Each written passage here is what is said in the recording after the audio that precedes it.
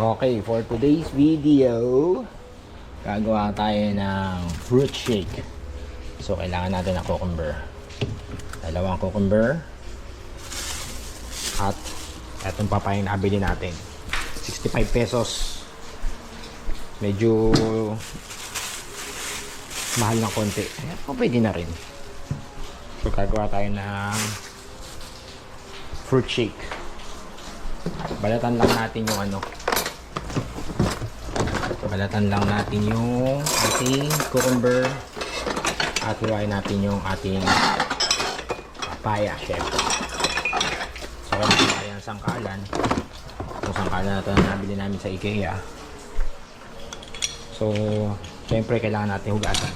Dito na tayo magbalat para dire-diretso na sa dire-diretso na sa lababo. Saka